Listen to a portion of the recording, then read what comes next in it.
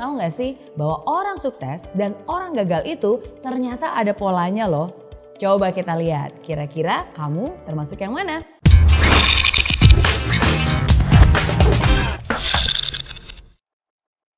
Apakah kamu ingin sukses? Pastilah, siapa juga yang gak pengen sukses? Sukses dalam karir, sukses dalam pendidikan, sukses dalam hubungan, sukses dalam bisnis, sukses dalam segala hal. Walaupun definisi sukses setiap orang pasti berbeda-beda.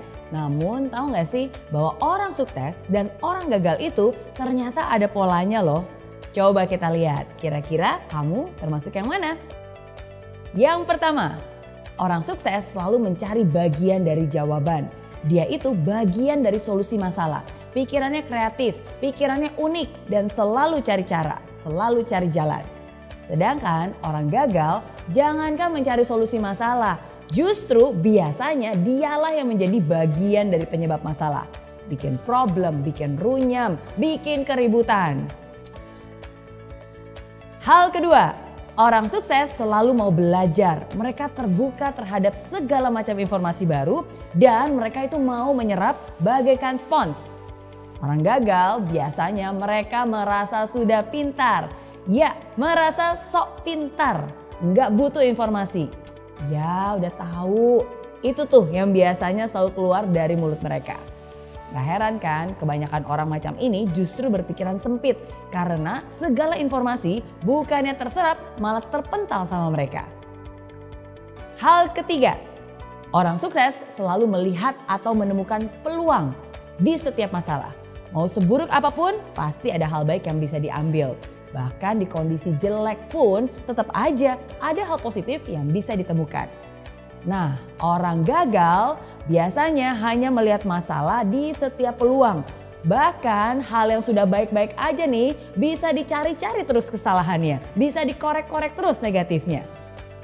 Hal keempat, orang sukses membuat komitmen dan dia akan berusaha semaksimal mungkin untuk menghidupi komitmennya. Dan omongannya bisa dipercaya. Sedangkan orang gagal hanya akan membuat janji-janji palsu, pengharapan palsu yang mereka tidak akan pernah menepatinya. Hal kelima, orang sukses selalu proaktif mencari peluang untuk melakukan sesuatu yang bermanfaat. Kalau dikasih tanggung jawab lebih dan pekerjaan yang lebih besar, pasti dia akan senang dan melakukannya dengan sepenuh hati. Sedangkan orang gagal hanya akan melempar tanggung jawab atau menghindar dari pekerjaan yang besar. Jangan deh, ntar kerjaan nambah. Aduh, jangan deh, ntar waktu lemburnya nambah, ntar stresnya yang nambah. Itu komentar orang-orang gagal. Hal keenam, orang sukses suka membantu orang lain. Dia nggak takut kompetisi. Bersama-sama mereka bisa raih kemenangan. Karena orang sukses yakin bahwa kesuksesan itu bisa dicapai dengan lebih mudah bila dilakukan bersama-sama. Saling bantu-membantu untuk bisa meraih impian yang dicita-citakan. Sedangkan orang gagal nih cenderung meraih kemenangan dengan cara menjatuhkan orang lain. Hal yang dipikirkannya adalah, gimana ya caranya menang supaya saya bisa ngalahin orang itu? Gimana caranya supaya saya bisa naik setinggi-tingginya sedangkan orang itu bisa jatuh terinjak-injak? Dan lebih parah lagi nih, orang gagal itu selalu senang lihat orang lain susah dan susah lihat orang lain senang. Hal ketujuh, orang sukses kalau salah ya ngaku. Dia akan memperbaiki diri, dia akan rendah hati dan mau belajar lagi. Orang gagal boro-boro terima kritikan. Orang udah jelas-jelas salah aja pasti gak mau ngaku. Biasanya hanya menyalahkan orang lain. Kenapa belum sukses? Bukan salah saya. Salah bosnya, salah anak buahnya, salah istrinya, salah tetangganya. Semua salah. Kecuali dirinya sendiri. Itu ciri orang gagal. Nah, itu dia bedanya kebiasaan orang sukses dan orang gagal. Kalau kamu kira-kira termasuk yang mana nih?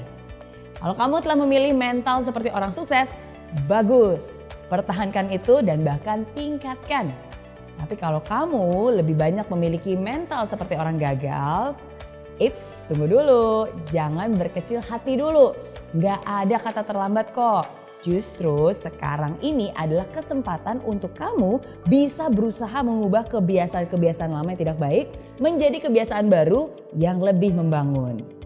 Nggak ada kata terlambat asalkan kamu punya niat. Oke?